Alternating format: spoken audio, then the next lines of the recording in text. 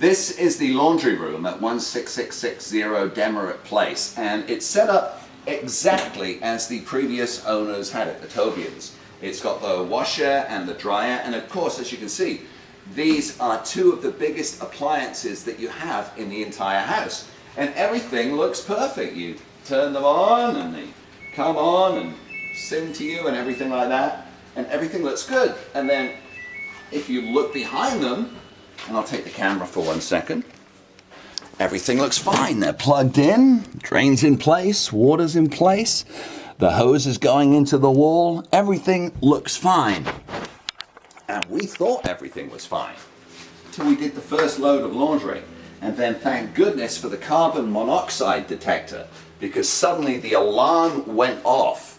And that possibly, I don't know, saved my wife's life because she was doing the laundry, saved the doggies for sure.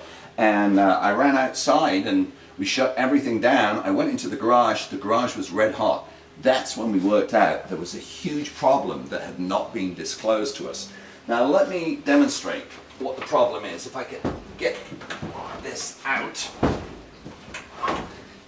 Once we get this out, if we look down behind, again, everything looks perfect. And notice, here's the dryer vent going into the wall. And what normally would happen is there'd be a 90-degree elbow here that would then vent the carcinogens, the hot air, and the carbon monoxide out through the roof. I've put some red tape on here because there's a pipe, just as the Tobians had, a pipe going into the wall. You can't let the tape just flop, so I've used red tape. Now, if I take this out, you'll see the pipe it's connected to. Now, you would think there'd be an elbow, but there's not. It's just a pipe in this hole. But where does the hole go? Well, I'm going to have my wife go into the garage if she can squeeze through here. And this is the dryer vent. That is our dryer vent.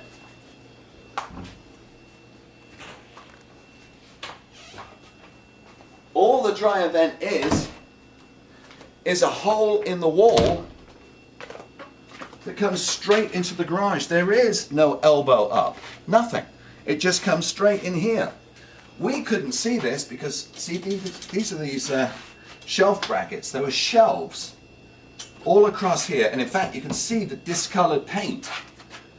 I don't know if that's showing up on the camera, but what they had was shelves across here in particle board, and then shelves all the way down here covering this hole. This was deliberately covered up. Now, the Tobians told us very proudly that the washer and dryer used to be out here, and in fact you can see the water connection there, you can see the drain connection there, you can see the power there, and you can see the gas pipeline there.